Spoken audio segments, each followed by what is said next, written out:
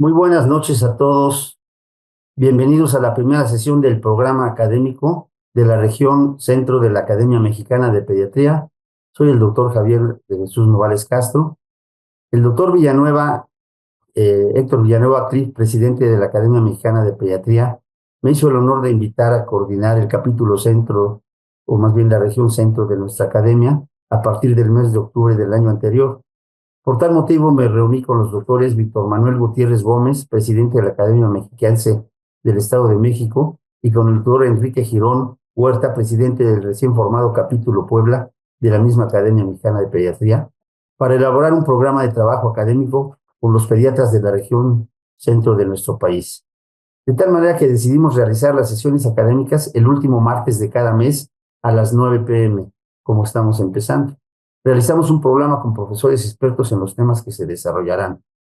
El programa académico está avalado por las 4 instituciones participantes, que son la Academia Mexicana de Pediatría, Academia Mexiquense de Medicina, Federación Pediátrica del Centro y Capítulo Puebla.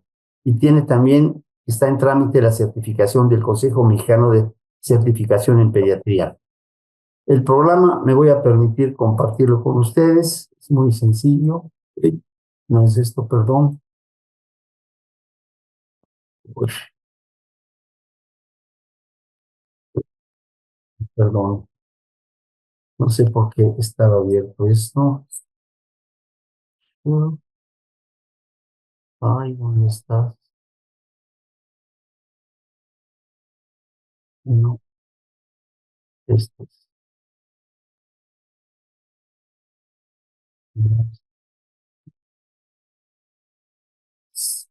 Este es el programa. Como ven ustedes, empieza hoy 28 de enero, son los días martes de cada mes, el último martes, y el doctor Héctor Villanueva, presidente de la academia, nos hizo favor, nos aceptó la invitación a participar en el primer tema, que se denomina la salud infantil en el siglo XXI. A partir de este mes, pues en febrero, marzo, abril, mayo, junio, hasta noviembre, es el último martes de cada mes, será el 25 de febrero, el 25 de marzo, el 29 de abril, 27 de mayo, 24 de junio, 29 de julio, 26 de agosto, 30 de septiembre y 28 de octubre. Y 25 de noviembre, perdón. Y pues estos son los temas que vamos a ver. No voy a dedicarme a leerlos ahorita, pero ya tenemos unos temas muy interesantes y ponentes pues de mucha calidad durante todo el año. En diciembre ya no va a haber, porque está la sesión académica de nuestra Academia Mexicana de Pediatría. Esperamos verlos por aquí entonces los últimos martes de cada mes a esta hora, y el programa que hemos elaborado sea de utilidad para su práctica pediátrica diaria. Sean todos ustedes bienvenidos y les deseo lo mejor, tanto a ustedes como a sus familiares, para este 2025. Y dejo de compartir, le doy la palabra al doctor Víctor Manuel Gutiérrez Gómez para que nos haga favor de presentar a nuestro invitado y el tema del día de hoy. Muchísimas gracias. Bienvenidos todos. Muchas gracias, doctor Novales. Muchas gracias a todos por su asistencia. Muy buenas noches. Hoy tenemos el honor de contar con la presencia del doctor Héctor Villanueva Cliff. El doctor estudió en la Universidad Autónoma de Chihuahua. Es médico cirujano y partero. También tiene la especialidad en pediatría, con certificación por el Consejo Mexicano de Certificación en Pediatría. Es investigador, autor y catedrático, especialista y promotor de los derechos de los niños, también en el tema de maltrato infantil. Ha hecho análisis y gestiones de acciones afirmativas en todos los niveles de gobierno para que se ayude a los niños menores de edad. Ha publicado más de 40 artículos a nivel nacional e internacional. Tiene participación en 300 eventos académicos a nivel local, nacional e internacional como ponente, al representar al Colegio de Pediatría de Chihuahua, a la Confederación Nacional de Pediatría de México y a la Academia Mexicana de Pediatría. El doctor está en el área de enseñanza e investigación del Hospital Infantil de Especialidades de Chihuahua y actualmente es el presidente de la Academia Mexicana de Pediatría AC. y nos va a hacer favor de darnos la conferencia Salud Infantil en el siglo XXI. Adelante, doctor Villanueva, por Muchas favor. gracias, Víctor. Muchas gracias, Javier, a todos los que están presentes.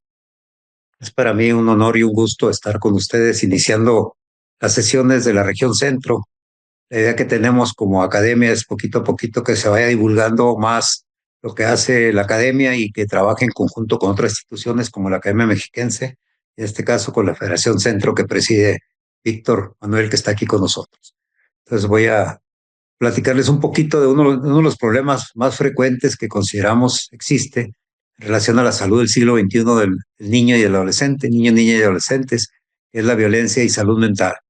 Siguiente, por favor.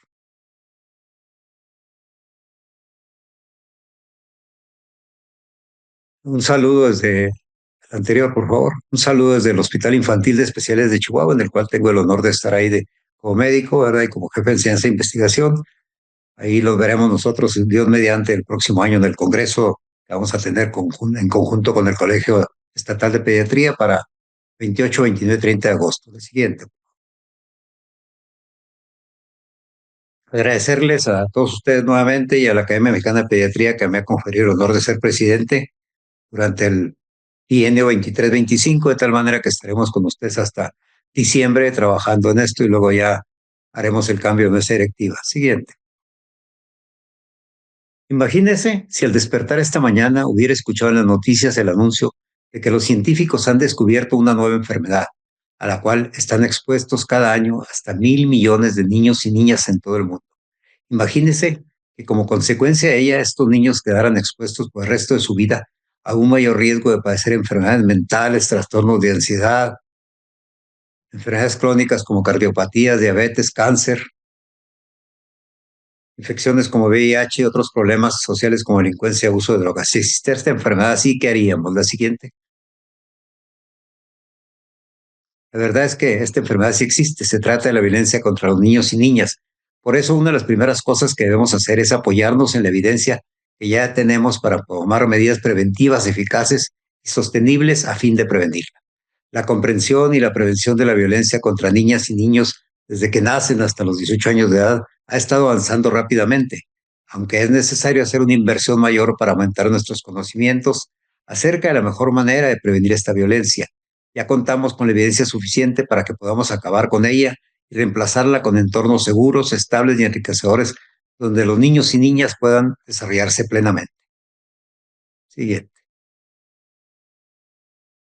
La Organización Mundial de la Salud define la violencia como el uso deliberado de la fuerza física o el poder, ya sea en grado de amenaza o efectivo, contra uno mismo, otra persona, un grupo o comunidad, que cause o tenga muchas probabilidades de causar lesiones, muerte, daños psicológicos, trastornos de desarrollo o privaciones. Por lo tanto, la violencia abarca mucho más que los actos que causan daño físico. Sus consecuencias van más allá de la muerte y lesiones y pueden transmitir o pueden condicionar más bien enfermedades, ¿verdad? También enfermedades transmisibles, no transmisibles, daños psicológicos, comportamientos peligrosos, bajo rendimiento educativo, escolar y delincuencia. Siguiente. Algunas de las consecuencias que son más obvias cuando hay violencia contra los niños y niñas, obviamente, son la salud física con lesiones en diferentes partes del cuerpo, pero vienen también las consecuencias de tipo físico y psicológico, como son consecuencias sexuales y reproductivas, que es una de las áreas más afectadas, problemas de la salud reproductiva, disfunción sexual, enfermedad de transmisión sexual, embarazo no deseado, problemas de salud reproductiva, esterilidad. Siguiente. Las consecuencias psicológicas, que son las que vamos a tocar un poquito más aquí, son precisamente que tenga abuso de alcohol, alteración de capacidad emocional, cognitiva, depresión, ansiedad, sentimientos de vergüenza y culpa y un desempeño escolar deficiente. También trastorno postraumático por estrés, comportamiento suicida y daño autoinfligido. Otras consecuencias que se han demostrado a largo plazo son cáncer y otras enfermedades como estamos aquí señalando en la pantalla. Siguiente. Voy a platicar un poquito de este aspecto. Como todos sabemos, la salud depende de muchos factores y en este caso vamos a mencionar las 4 áreas cuando hablamos del modelo ecobiológico, que son el individuo, o sea, el niño, la relación directa que viene siendo la familia y la sociedad. No me voy a detener en cada uno de ellos, sino simplemente comentarles que Habitualmente tiene alguna relación con sexo, con edad, pero principalmente el aspecto cuando hay discapacidad, los progenitores han sufrido violencia, han sido violentos y cuando el niño no fue deseado. El aspecto de relaciones, obviamente, uno de los puntos más importantes que quiero señalar es la ausencia de apego. Se considera que el apego que tenga la familia con el niño va a condicionar mucho su desarrollo cerebral. También con aislamiento social, ruptura de pareja, problemas de crianza, con los matrimonios a edades tempranas.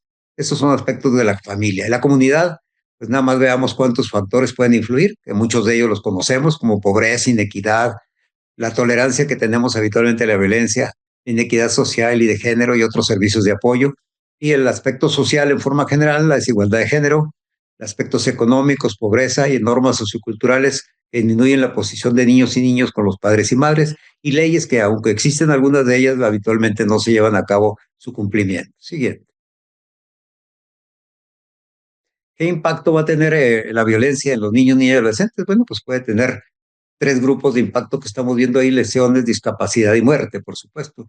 Y puede afectar enfermedades crónicas, va a afectar la salud mental con estos puntos que estamos ahí viendo en la pantalla, que no voy a detener, va a afectar la salud sexual y reproductiva, va a haber cambios de comportamiento, como sabemos aquí, muy frecuente, tabaquismo, uso de alcohol y ahora cada vez más frecuente, desafortunadamente, el consumo de drogas de diferentes tipos. Pero también está relacionado con enfermedades crónicas y como son cardiovasculares, cáncer y otras como diabetes. Las consecuencias sociales pues, pueden ser fracaso económico, desempleo, violencia. Esto fue de un foro que se llevó a cabo el 2019 en República Dominicana, un foro latinoamericano de violencia, y son algunos de los estudios que se han hecho más recientes. La siguiente. Se ha hablado mucho y aquí en la audiencia, ¿verdad? Y en la academia y en las diferentes que están participando aquí, tenemos expertos, ¿verdad? Que nos han señalado ya muy bien cómo el cerebro de un niño se va a desarrollar y cómo va a ser asociado a estrés tóxico. Este estrés tóxico recurrente va a liberar agentes químicos que impiden el crecimiento celular, interfieren con la formación de circuitos neuronales saludables a nivel cerebral. Y ahí vemos una imagen de un cerebro sano y un cerebro maltratado. A continuación voy a dar algunos conceptos de cómo repercute esto en el desarrollo del niño. Siguiente. Platicando con un psiquiatra amigo como ustedes de aquí de Chihuahua, que fue alumno, ¿verdad? José Delgado, me hacía algunas observaciones muy interesantes que me voy a permitir transmitir prácticamente en forma textual, porque considero que estos son muy importantes, que lo tenemos en cuenta otros como pediatras, como maestros, como padres de familia, como abuelos, o simplemente como aquellos que convivimos con niños, niñas y adolescentes. Los hijos no pueden elegir a sus padres, ni pueden comprender que los padres estén deprimidos, enfadados o estresados para ponerle la suficiente atención. Los niños no tienen más opción que organizarse para sobrevivir en la familia que tienen. No tienen ninguna otra autoridad a la que acudir en busca de ayuda. Su supervivencia depende de sus cuidadores. Esto es bien importante. Siguiente.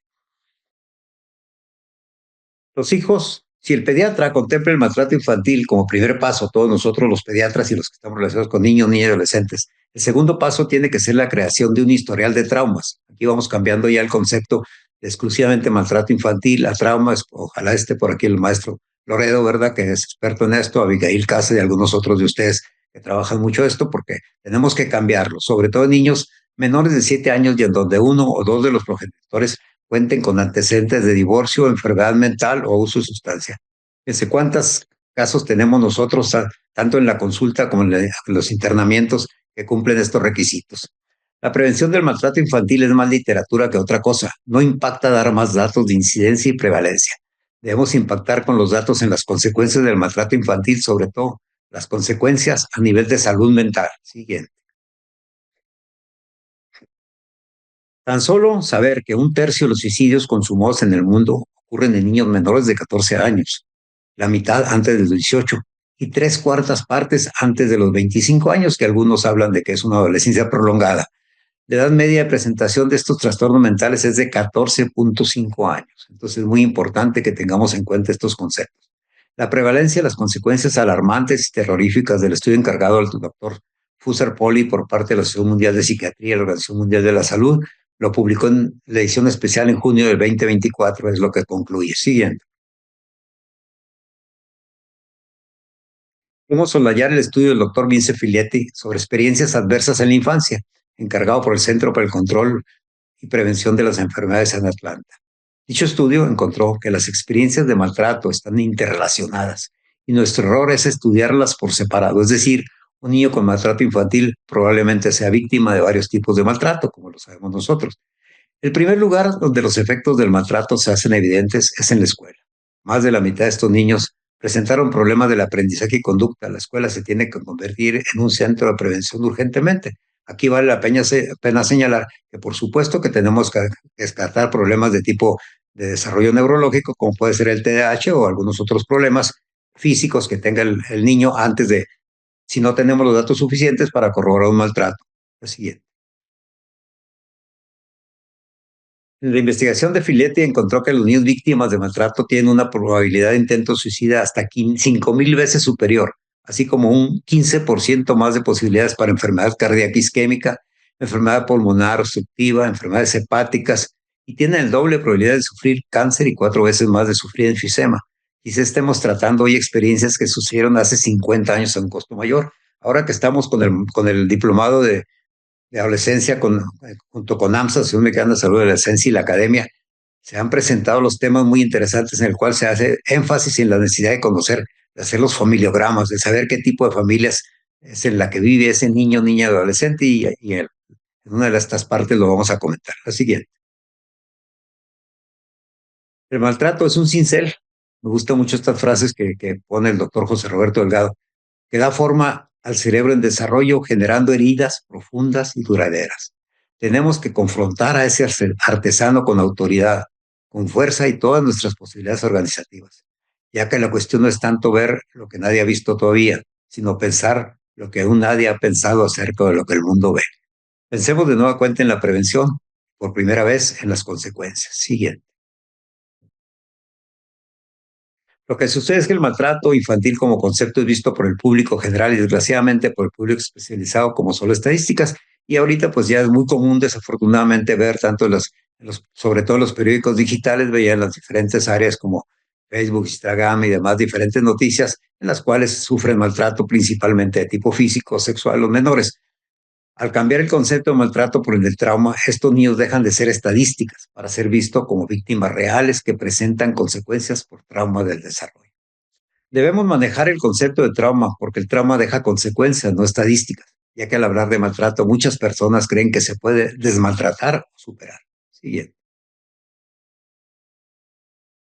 Las estadísticas se superan, se manipulan, los traumas no. Lamentablemente, miles de centenas de médicos, profesores, pediatras, psicólogos, jueces, trabajadores sociales siguen viendo a estos niños como un problema estadístico. Y estadísticamente el maltrato infantil verdaderamente es una epidemia en aumento sostenido desde hace 5 décadas, más de 50 años. Y esto sirve para encubrir otra epidemia, la del trauma y sus consecuencias. Esa epidemia oculta que tenemos obligatoriamente la misión de develar. Siguiente. Revelar el trauma en el desarrollo cerebral causado por el maltrato infantil es real y con consecuencias a nivel social incalculables, aunque ya se han hecho estudios en los cuales se ve cuánto cuesta tener a un niño internado por este problema y cuántas son las consecuencias que tiene. Inclusive el doctor Arturo Lodedo tiene un trabajo aquí a nivel del Instituto Nacional de Pediatría, junto con Abigail, que probablemente esté ahorita en la charla, que nos pueden demostrar estos datos. Pues el cerebro de un niño es la única computadora donde el software rediseña el hardware. Esto también son frases del doctor José Roberto Delgado.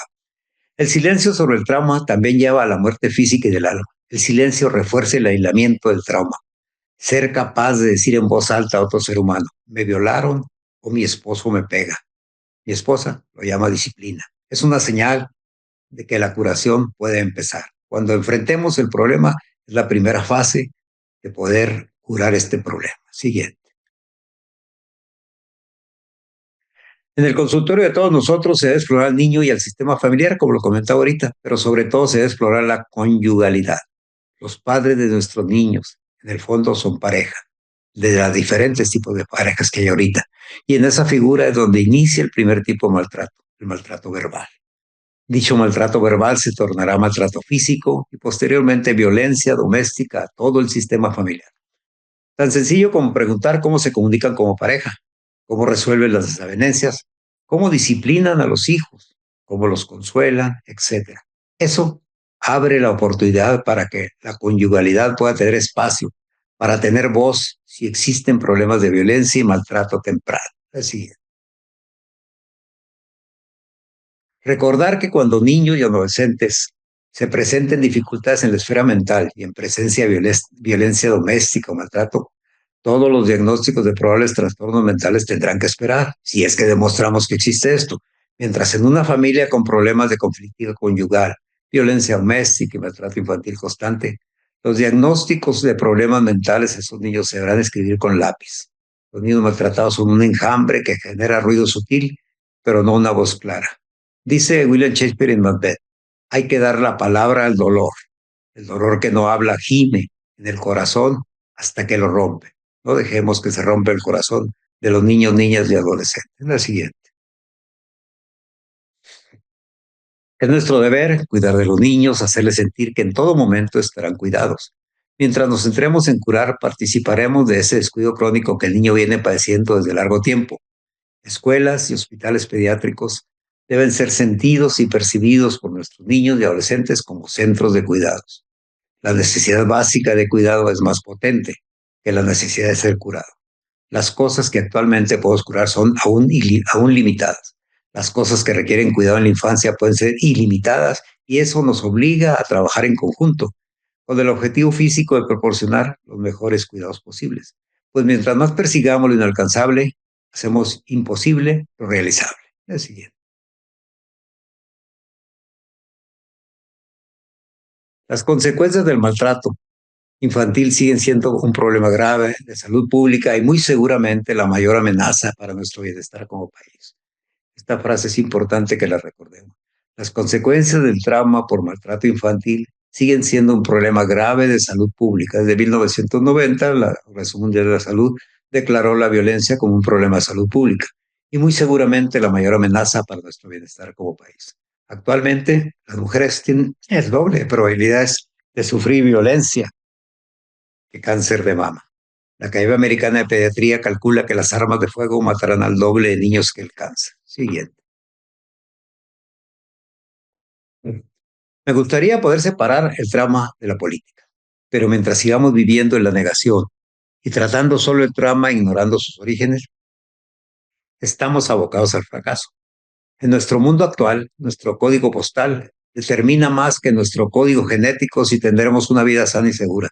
Quizá esta aseveración es muy arriesgada, pero recordemos simplemente el código postal habitualmente tiene relación, entre más lejos esté en un momento dado, bueno, habitualmente son colonias alejadas, y todas aquellas colonias alejadas con ese propio código postal ya sabemos dónde viven, y muchas veces sabemos qué comen, cuántos son y qué hacen. Entonces es importante tener en cuenta de dónde vienen esos niños, niñas y adolescentes, porque si no estaremos nada más tratando una cuestión física, pero no todo lo que rodea al niño y al medio ambiente. Los ingresos de la gente, su estructura familiar, la vivienda, el empleo y las oportunidades educativas afectan no solo su riesgo de desarrollar trauma al desarrollo, sino también su acceso a una ayuda efectiva para resolverlo, como comentamos previamente los factores. Y ahorita en uno de algunos esquemas que me parecen muy interesantes, voy a retomar todo esto que corresponde a los factores que generan violencia, que propician que muchas veces no sea atendida en forma adecuada. Siguiente.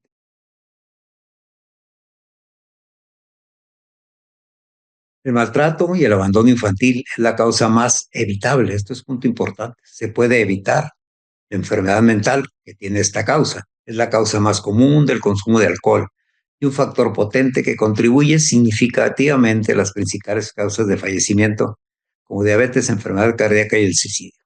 La mayor esperanza para los niños traumatizados, maltratados y abandonados es recibir una buena educación en las escuelas, donde sean vistos y conocidos realmente integrados, donde aprendan a autorregularse y en las que puedan desarrollar una sensación de agencia, de que están ahí, de que alguien los quiere y que los está vigilando y los está cuidando. La siguiente. Aquí son una serie de anotaciones que me hizo el favor el radiopsiquiatra de enviar y que las tomo al calce porque me parece que son muy importantes que los tomemos en cuenta. Todas ellas podrán ser ahorita sujetas a comentarios, ¿verdad? Y a diferir en las opiniones, porque para eso estamos, para recibir las opiniones y tratar de mejorar el tratamiento y los programas que hagamos como Academia Mexicana de Pediatría y otras entidades con las que están participando, como la Conferencia Nacional de Pediatría y como la Academia Mexiquense. A un niño se le hiere sobre todo cuando no se le toma en serio ni su peculiaridad ni su exclusividad. El niño es uno solo, hay que tratarlo como un individuo independientemente. Cuando no se tienen en cuenta sus sentimientos o se les toma broma. Tal parece que los padres modernos, en cuanto a crianza se refiere, no piensan, se limitan a ser lógicos. El profesor emérito de Psicología del Desarrollo de la Universidad de Tufts, el doctor David Elkin, ha clasificado una nueva categoría de paternidad, dejando ver también formas nuevas de maltrato que de inicio parecieran sublimes o sutiles. Aquí vamos a platicar de lo que son este tipo de familias y seguramente al final va a haber opiniones diferentes y controversias. La siguiente. Padres, programa de supervivencia. Ofrecen destrezas violentas a sus hijos, manejo de armas, artes marciales, etcétera, porque sienten que el mundo es muy peligroso. Nosotros tenemos, por supuesto, nuestro vecino de Estados Unidos y con todas las cosas que están ahorita pasando, bueno, pues este es un tipo de padres que seguramente se presentan ahí. Padres prodigio, no confían en la educación escolarizada y ellos mismos educan a su entender a sus hijos en todas las áreas. Padres gourmet, han conseguido lo que se propusieron y obligan a sus hijos a tener los mismos éxitos. Siguiente. Padres título universitario. Creen que cuanto antes empiecen la escolarización es mejor para el menor. Su preocupación principal es el rendimiento académico. No olvidemos que la mayor tecnología pediátrica para el estímulo del cerebro probablemente de los niños es una sencilla caja de cartón, una caja de lápices de colores y 2 horas de tiempo. Tiempo, bendito tiempo que es el que se va. La siguiente. Entonces, ¿qué podemos hacer nosotros con todo esto que nos menciona el psiquiatra que ha mencionado su servidor? Pues la respuesta no puede ser única, tiene que ser multisectorial, multiinstitucional, ¿verdad? Y hay los momentos de la prevención, los famosos niveles de libre anclar que aprendimos desde que estamos en primer año de medicina, ¿verdad? Y es esto, ¿qué pudiéramos hacer? Pues trabajar principalmente en la prevención primaria, antes de que ocurra esto, antes de que ocurra el abuso de diferentes tipos. Luego, cuando ya tenemos el maltrato, detectarlo y prevenir la recurrencia, que es la prevención secundaria, que esperamos no llegue a la terciaria, es decir, las consecuencias a largo plazo o los daños que tenga este niño o adolescente. La siguiente. La respuesta multisectorial, esta línea que divide la parte superior y la inferior, me gustó mucho a mí esta transparencia también del Foro de Violencia contra Niños y Niñas de la República Dominicana en abril del 2019, que nos habla que de más de 61 millones de niños y niñas de escuelas secundarias baja y 140 millones de niños de escuela secundaria superior actualmente se encuentran fuera de la escuela a nivel mundial. Esto es importantísimo. Además, los adolescentes varones son desproporcionadamente víctimas del aumento de nivel de homicidio y lesiones por accidente de tráfico, como se muestra en la figura donde está el automóvil. Y esto también, 1 de 4 niñas en el mundo estaba casada antes de los 18 años. El matrimonio infantil y un buen porcentaje de ellos forzado es importante. Entonces, subiendo, vemos que 70 millones de niñas de 15 a 19 años son víctimas de violencia física antes de los 15 años y 16 millones de hijas de padres de 15 a 19 años. Es decir, hay un porcentaje muy importante de hijos de padres adolescentes. Pero ¿qué tenemos? Tenemos una ventana, una gran oportunidad que tiene 3 dividendos, si lo vemos de abajo hacia arriba: empoderar, educar y emplear. Darle el empoderamiento, apoyar a los niños, niñas y adolescentes, educarlos y de que tengan un empleo adecuado para cuando ellos deban de estar trabajando, habitualmente por arriba de los 16 años. Una oportunidad de innovación, tecnología, nuevas oportunidades de aprendizaje que tienen ahorita los niños y adolescentes. Nosotros estamos en otra época, ¿verdad? Tenemos que adaptarnos a lo que ellos tienen y la experiencia combinarla con la juventud. Hay un triple dividendo: adolescentes, futuros adultos y próxima generación de niños. Y ahí se ve desde que es un pequeño hasta que llega a una edad mayor como un servidor y que, bueno, va obviamente poco a poco a haber disminuido sus capacidades. Entonces, tomemos a la adolescencia, que se dice que México todavía, y es cierto, tiene un bono poblacional de la adolescencia, y aprovechemos a la adolescencia en el buen sentido de la palabra, dándole oportunidades para que crezca adecuadamente en un mundo sano. Entonces, la adolescencia es una segunda ventana crítica de oportunidad en el crecimiento, desarrollo neurológico y la aplicación adecuada de las normas sociales para un crecimiento y desarrollo óptimo de niños, niñas y adolescentes. Siguiente. ¿Qué podemos hacer en los sistemas de salud? Estos son también del Foro de la Violencia y del programa Inspire, que es multiinstitucional donde nos da 7 puntos, vean un momento dado, para que se pueden hacer, y uno de ellos es los sistemas de salud.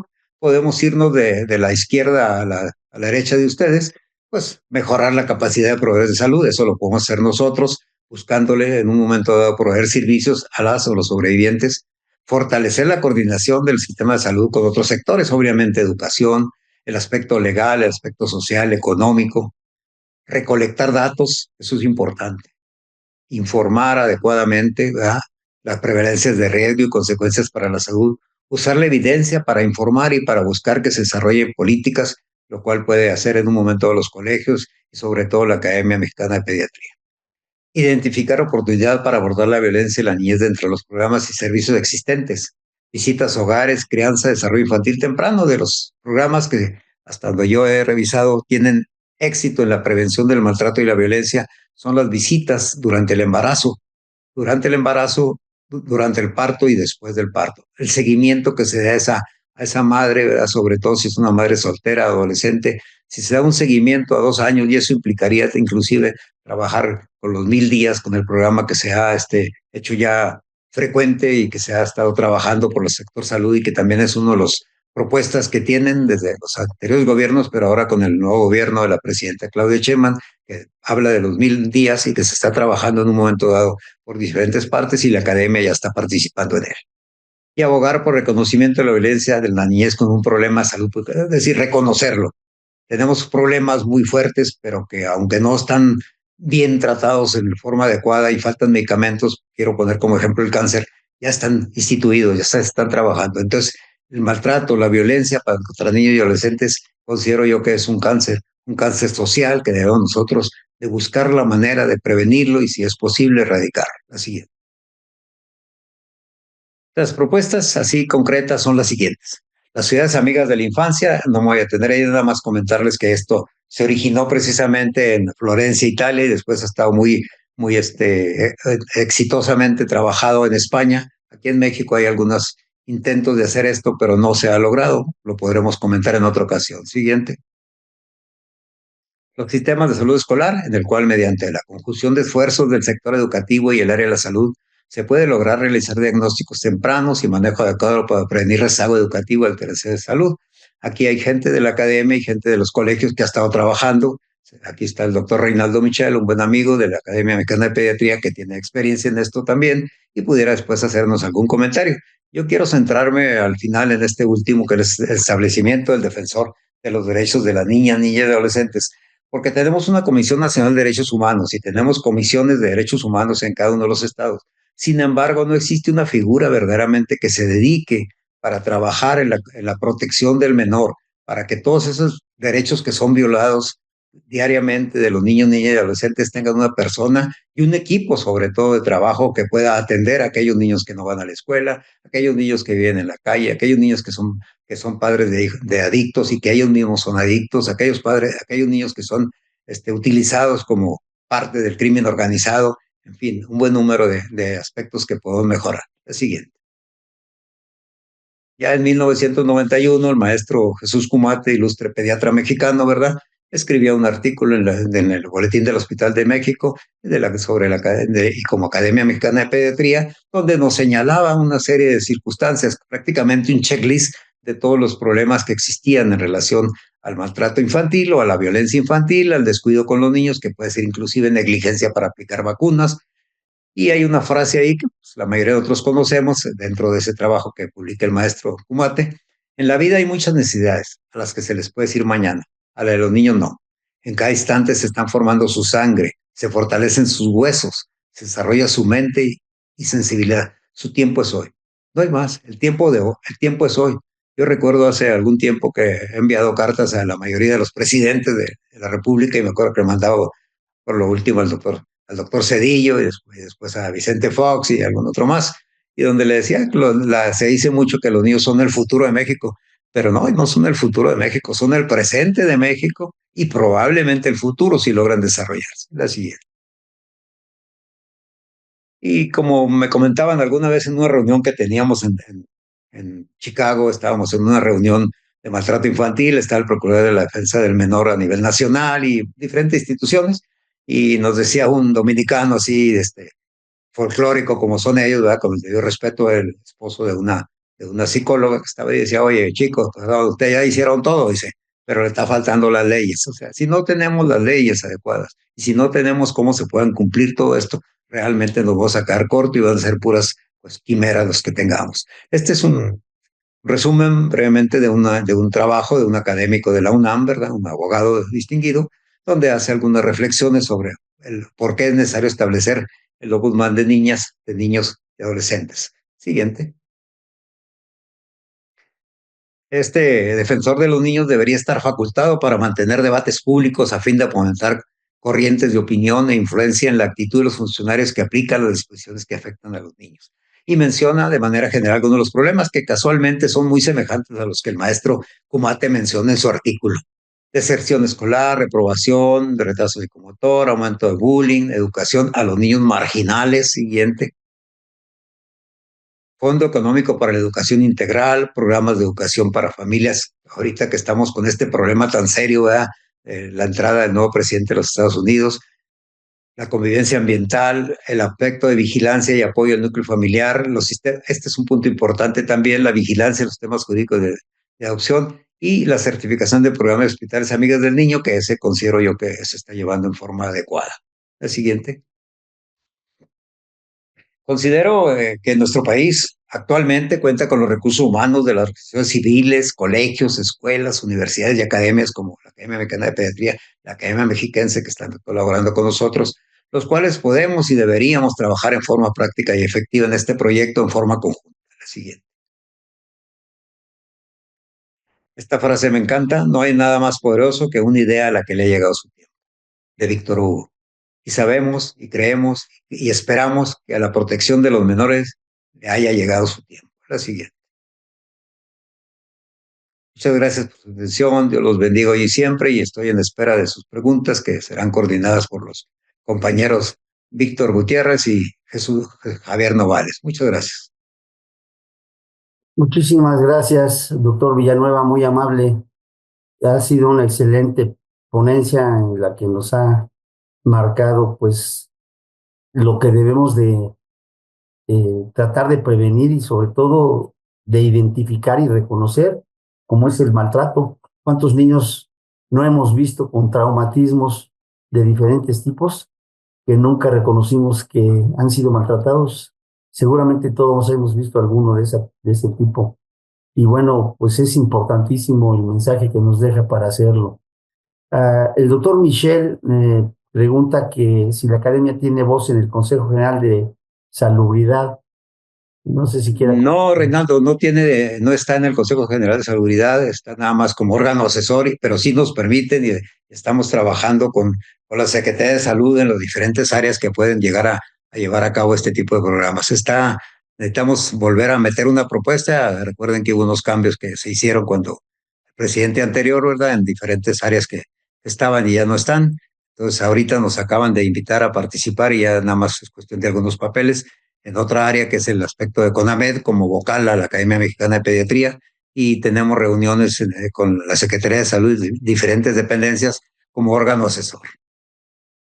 Creo que incluso había quitado hasta la Academia Nacional de Medicina, ¿no? Sí, hubo muchos cambios y bueno, son tantas cosas que esa tendríamos que tener una o varias sesiones, ¿verdad? Para discutir una serie de cosas, pero hay un buen acercamiento con la Secretaría de Salud. En este mes próximo tenemos unas reuniones con la Secretaría de Salud de la Ciudad de México y también ya hicimos algunas pláticas con la Secretaría de Salud a nivel federal a través de algunas personas.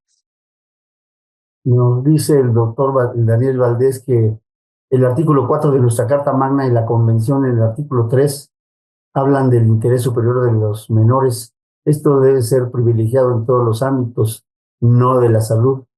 Pues yo creo que así es, pero desgraciadamente así debe ser, pero no es en la realidad. No sé si quiera comentar algo, doctor. Sí, bueno, precisamente eso, ¿verdad? Que tiene que haber un grupo de defensores de los niños, derechos de niños y adolescentes, donde privilegie el interés superior del niño y que se pueda defender con gente que esté bien preparada. Vamos a decir, ¿no? Yo les digo, por ejemplo, en los hospitales nacionales de pediatría y el nuestro como hospital infantil de especialidades, pues llega un niño con un problema orgánico y lo podemos atender, lo pueden atender los especialistas en cirugía cardiovascular, neurocirugía, otorrino u otros, pero un problema de este tipo de maltrato es difícil tratarlo porque no tenemos los expertos en un momento dado y el grupo que trabaja en eso, ¿verdad? Aquí hay no sé, bueno, hay otras preguntas, ¿verdad? Adelante. Bien, la doctora Graciela Sánchez dice, soy odontopediatra y sugiero poner atención en el maltrato en la salud bucal, ya que afecta a los niños en su alimentación, crecimiento, desarrollo adecuado e igualmente en su autoestima. Son muy susceptibles Correcto. al bullying. Sí, fíjese, doctora, que es muy interesante. Nosotros en el hospital infantil hemos tenido muy buena experiencia porque durante 3 años estuvieron rotando con nosotros de la Facultad de Odontología de la Universidad Autónoma de Chihuahua en la maestría de odontopediatría. Rotaban en medicina interna con un servidor cuando estaba ya en esa sala e hicieron varias tesis, inclusive visitando la casa cuna y haciendo relación simplemente con la caries dental, los descuidos. Y tuvimos una anécdota muy interesante, que es verdadera, cuando estaba una de las doctoras que hizo su tesis, que yo la supervisé, apoyándola, cuando estaba presentando su examen, estuve yo con ella en la facultad y empezó a presentar, porque a ella le tocó ir a la casa cuna, y pues vio los expedientes, obviamente confidenciales, y comentó que en una ocasión revisó el expediente de una niña que estaba ahí por abuso sexual, y ella en ese tiempo tenía una niña de la misma edad, y se inclusive inmediatamente tomé el teléfono y le llamé a mi mamá y le dije, oye mamá, ¿cómo está Juanita? No, pues está muy bien, preocupada obviamente por esto. Ahí hemos trabajado y en el área del Hospital Infantil Especial donde laboro a sus órdenes, se tienen manuales para detección en un momento dado de esto y una comunicación, porque ellos pueden ser el primer paso que nos detecten maltratos, simplemente, bueno, a lo mejor no simplemente, sino sencillos, como puede ser la omisión de cuidados por caries dental o por algún otro problema que tengan los niños, o señales propias, ¿verdad? En un momento dado de lesiones en la cavidad oral que nos puedan indicar la posibilidad de maltrato infantil. Sí, el siguiente pregunta. Siguiente pregunta. Eh, bueno, hay muchas felicitaciones, excelente ponencia, muchas felicidades, doctor, etcétera, etcétera. Estas me las estoy saltando para las preguntas directamente. ¿Qué Sí. opinión del doctor Arturo García? Dice, ¿qué opinión le merece la creencia popular de que es una generación de cristal? Eso es muy interesante, ¿verdad? Le voy a contestar, doctor, con una encuesta que hicieron en España sobre niños, niñas y adolescentes la conclusión de ellos fue esta. Dijeron, somos una generación de cristal, pero no porque somos frágiles, sino porque somos transparentes. Entonces se me hizo muy interesante y yo creo que pues se le ponen generaciones, se les ponen nombres, pero considero que en el diplomado que se está haciendo de salud de la adolescencia, que usted está participando, se están dando muchas bases para cómo podemos trabajar, coordinarnos adecuadamente con la participación de niños, niñas y adolescentes. Hay muchas críticas a lo que están haciendo ellos, hay muchas críticas a lo que hacemos nosotros. Yo creo que es una generación de cambio, ¿verdad? Como ha ocurrido en otras etapas de la vida, y si se le nombra generación de cristal, bueno, pues ellos tienen el reto de demostrar que ese cristal es porque son transparentes y no porque son frágiles. Muy bien, gracias, doctor. Siguen las felicitaciones y la doctora Lourdes López nos dice, es importante recordar que la violencia no puede ni debe ser normalizada. Es importante que como sociedad tengamos esto presente y con ello sepamos orientar a NNA, que no sé, Niños, niñas y adolescentes. niños, niñas y adolescentes, ¿verdad? Sí. Sí, Luli, la doctora Lourdes, pues tiene toda la razón, ¿verdad? Definitivamente. Normalizamos las conductas y entonces ya se nos hace, oye, ¿cómo eres chiple? ¿Por qué estás haciendo esto? Pues, es que realmente la cultura de la violencia, pues, produce violencia. Y la doctora María Guadalupe nos dice muchas gracias por su ponencia. Mi pregunta es, ¿estamos observando sobreprotección en los niños? ¿Qué tanto daría problemas en la crianza? Bueno, pues dice que ni tanto ni tan poquito, ¿verdad? Ni tanto que vele al santo, ni tanto que lo queme en un momento dado, ¿verdad? Yo creo que el justo medio es muy difícil. Tenemos que retomar las escuelas de padres, pero en forma moderna. Insisto yo recomendándoles el diploma del adolescente que aun cuando no estén inscritos pueden obtener ustedes en un momento de información, porque se tiene que trabajar padres modernos, hijos modernos. Ahí puse yo, de acuerdo al psiquiatra, algunos de tipos de familia, no necesariamente las familias, la mayoría de las familias que ahora son diferentes, no necesariamente van a producir hijos con trastornos de conducta. Entonces tenemos que evaluarlos, ¿verdad? En una forma, hacer el familiograma y tratar de trabajar en lo que es el aspecto preventivo. Y definitivamente, pues tenemos nosotros que trabajar con la escuela. La escuela es una base muy importante. Arturo García nos dice, ¿de qué forma podemos incidir los pediatras para promover la figura del ombudsman para niños?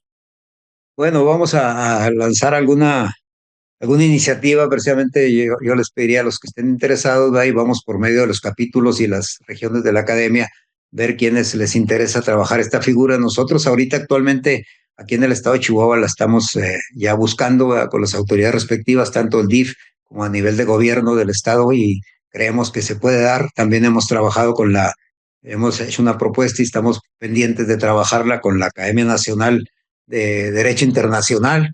Entonces hay grupos que están trabajando en eso. Lo que queremos es unirnos y presentar una propuesta congruente, ¿verdad? En el aspecto del defensor de niños, niñas y adolescentes, habitualmente se manejan dos figuras. Una, que esa defensoría dependa de la Comisión Estatal o Nacional, dependiendo de eso, de los derechos humanos como tal. Y la otra es que sea independiente. Yo en lo particular creo que ahorita, como está nuestro país, debería de principio empezar dependiendo, estando conjunto con la Comisión de Derechos Humanos a nivel nacional y o estatal, y posteriormente irse independizando, que verdaderamente tuviera esa figura de defensor de los derechos de niñas, niños y adolescentes, y entraría en muchísimos problemas, simplemente el que está ahorita, que es el aspecto de la migración. Muy bien. El doctor Francisco Fernández dice que hay que retomar la figura del médico escolar. Sería una nueva oportunidad de realizar programas de promoción de la salud y prevención en población cautiva, como es el universo escolar. Por supuesto, sí, uno de los programas que estamos dándole, le vamos a dar énfasis precisamente con las regiones del colegio, de los colegios y con la Academia Mexicana de Pediatría, y ahorita en este caso la mexiquense, es unir esfuerzos y presentar programas que pudieran desarrollar de salud escolar. La salud escolar, es interesante cuando revisa uno esto, porque en 1929 Plutarco Elías Calles promulgó la ley que obligaba a tener médicos de salud escolar, ¿verdad? Y no, realmente no funcionó en forma adecuada. A mí, uno de mis grandes mentores, el doctor Lázaro Benavides, me dejó una encomienda, dijo, tiene que hacer esa maestría en salud escolar. Por ahí debe haber alguna, pero no, realmente no se ha podido llevar a cabo porque pues la escuela ahorita tiene muchas dificultades en nuestro país, y ojalá y en este nuevo gobierno, tanto federal como estatal, se le dé más importancia y más derechos y más atribuciones para los padres de la familia, porque es muy difícil ahorita para ellos trabajar. Muy bien. El doctor Enrique Girón parece que hace me parece magnífica sugerencia. Dice, hay que sugerir que se formen comités antibullying en las escuelas primarias y secundarias, conformados por un directivo, un profesor, un padre, una madre, con reunión e información mensual. Felicidades, doctor Villanueva Cliff, excelente conferencia. Gracias. Realmente es importante esto. Sí hay un buen número de escuelas que están trabajando. A veces piensa uno que no, pero no se ven, ¿verdad? No se ven porque son calladas, están trabajando. Y luego aparte ahorita tienen que navegar mucho con el aspecto de la violencia. ¿Verdad? La violencia que puede ser causa, porque ellos si reportan a un niño con los padres, pues no sabe quiénes son los padres muchas veces o qué les va a pasar. Entonces hay que trabajar con mucho cuidado. Aquí en Chihuahua se tiene, y en varios estados, la ley precisamente y las normas en las escuelas, pero los maestros también tienen, pues son humanos y tienen miedo muchas veces de hacer los reportes y de entrar a este problema. Muy bien. La doctora Irma Beatriz dice, el mayor maltrato infantil actual es la falta de atención por parte de los padres, la hipersexualización, el exceso de uso de Internet, y si es si es un problema político debido a la falta de trabajos bien remunerados, oportunidades de estudio y capacitación. Sí, bueno, son temas que habría que tratarlos ya en forma específica. Uno de los expertos en esto es el doctor Enrique Mendoza López, no sé si ahí entra ahorita, pero el Ciberpets y nuevamente la Asociación Mexicana de Salud de la Adolescencia y otros grupos que trabajan en esto. El doctor José Guillermo dice, buenas noches, felicitaciones por esta plática del doctor Héctor Villanueva. Muy importante la coordinación de las secretarías de salud con autoridades del DIF de cada estado para poder efectuar un programa verdadero a nivel nacional. Sí, definitivamente, por eso presenté ese esquema ahí que debe ser multisectorial e interinstitucional, ¿verdad? Necesitamos ponernos de acuerdo. Hay muchas cosas que hacemos a diario que pudieran ser repetidas en otras partes, pero lo primero es trabajar por un objetivo, que son el interés superior del niño. Claro. Perdón que a veces no diga el nombre completo, pero no sale aquí en el comentario más que el nombre. Sí, con el que está Guillermo, escrito, claro. no se ve lo demás. Dice, felicidades por la plática. Es el panorama de la violencia infantil en la consulta pediátrica.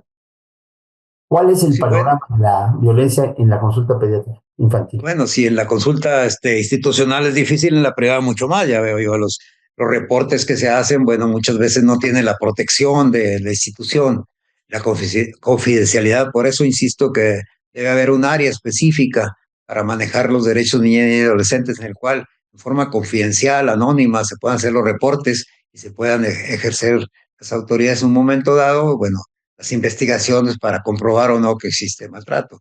Es difícil saber cuánto hay en la consulta privada. Los estudios dicen que hay mucha negligencia, o sea, omisión de cuidados, en el sentido de omisión de reportes cuando vemos lesiones. No es fácil realmente porque tendría que enfrentarse a una sola persona y no hay mucho respaldo o hay poco respaldo que yo sepa de la institución privada donde trabaja.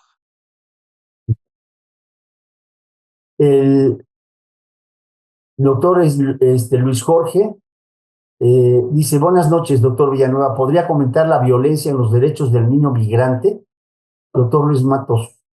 No, pues tú lo sabes mejor que yo, pues estás ahí en Acapulco, Luis, ¿verdad? En un momento dado, pasan por muchas partes de México y los niños migrantes por ley deberían en el momento que entran a México, deberían de estar protegidos completamente por la ley de nosotros. Desafortunadamente, pues sabemos que no se hace de forma adecuada por falta de capacidad o falta de experiencia o por falta de recursos. Y luego si van a cruzar la frontera también y sabemos que pues en la frontera hay ejemplos muchísimos del trato inadecuado, inclusive niños que han sido detenidos con sus padres y que después desaparecieron de los albergues, si se pueden llamar así, que tenían en los Estados Unidos. Entonces, hay que recordar que en este caso Estados Unidos, hasta ahorita, hace unos días que revisé lo último, todavía es el único país que no ha firmado la Convención de los Derechos de Niños, Niñas y Adolescentes. Es el único porque todavía hay cadena perpetua en algunos estados y además algunos estados de la Unión Americana todavía tienen derecho los padres o pueden maltratar a sus hijos físicamente. Mm, El doctor Juan José dice, mencionaba el doctor Villanueva la aparición de una nueva enfermedad y le pregunto si no estamos retrasados en el diagnóstico y tratamiento de la pantallitis cibernética. Sí, bueno, todo lo que es entendí pantallitis, ¿verdad? Sí, Sí, sí. Y bueno, eso es el problema de los medios de comunicación, les digo, ahorita vamos a tener los correos de cada uno de ustedes y las preguntas y voy a hacerme de alguna manera responsable de contestarles algunas al correo para ver cómo puedo seguir trabajando en estos aspectos. muy bien.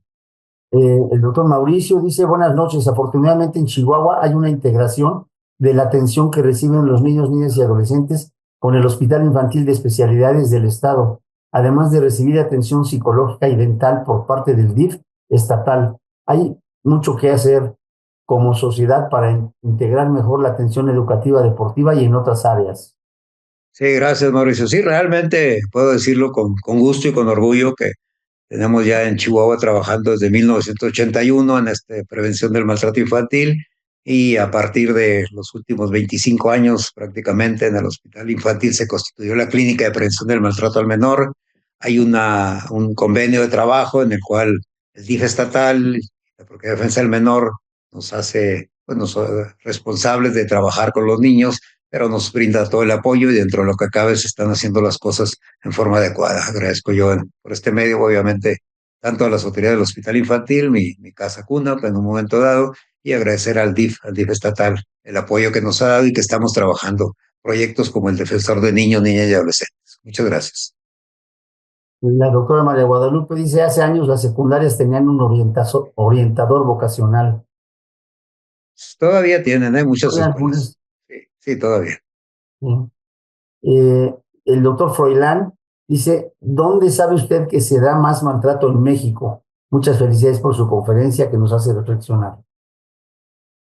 Bueno, es difícil realmente porque, como les decía, las estadísticas son buenas, pero en este caso muchas veces no se reporta. Hace algunos años se reportaba más maltrato infantil en la ciudad de Chihuahua que en el Distrito Federal. Entonces, por supuesto que simplemente por la población, pues no puede ser, ¿verdad? Había hospitales, hubo un tiempo en que el Instituto Nacional de Pediatría tenía menos casos de maltrato infantil que los del infantil de Chihuahua. Ahorita, pues hace ya tiempo, la del el Instituto Nacional de Pediatría tiene la clínica, también el infantil de México tiene la clínica del menor maltratado y hay otros hospitales que están. Entonces, cuando se busca un problema, pues se encuentra, ¿verdad? Y digo, se busca el problema para tratar de resolverlo. Muy bien. El doctor Arturo Salamanca, creo yo que sea, dice, Sí. excelente plática, hay que supervisar los albergues infantiles porque se dan conductas de maltrato a los niños abandonados, efectivamente. Sí, es uno de los puntos que tendrían que trabajarse precisamente con una comisión, voy a llamarla ahorita Defensora de Derechos de Niños, Niñas y Adolescentes. Ese es un punto que tendría que hacerse porque sabemos que en algunas o en muchas veces ellos son menos atendidos que como estaban en su casa. Sí. El doctor Reinaldo Michel, creo yo, dice, charla es que hace reflexionar y parte de la solución es la educación para la salud a todos niveles. ¿De acuerdo, Reinaldo? Pues estamos juntos en esto, ya quedamos pendientes de podernos a trabajar un poquito más en lo que es el área de la educación para la salud. Muchas gracias por tu opinión. Bueno, pues creo que ha sido muy fructífera esta charla, doctor Villanueva, muy amable, ha sido excelente, muchas preguntas de la audiencia, quiere decir que estuvo muy interesante y se refleja en todas las felicitaciones que nos hacen. Así es que, pues muchas gracias nuevamente por su plática y gracias a toda la audiencia. En un momento hubo 100 personas, creo que estuvo muy bien la audiencia que tuvimos. La respuesta es magnífica. Ojalá nos sigan acompañando todos en las siguientes, el último martes de cada mes. Les estaremos enviando pues, el link para su ingreso y en las siguientes sesiones. No sé si el doctor Víctor Manuel quiera ya terminar con la sesión. Gracias a todos. Pues muchas gracias, doctor Novales. Doctor Villanueva, siempre un placer escucharlo. Muchas gracias por la presentación de este tema y pues sobre todo muchas gracias a todas las personas que hicieron favor de acompañarnos. Seguimos en contacto, cuídense mucho y bendiciones para todos. Un abrazo, que esté muy bien. Hasta luego a todos. Felicidades.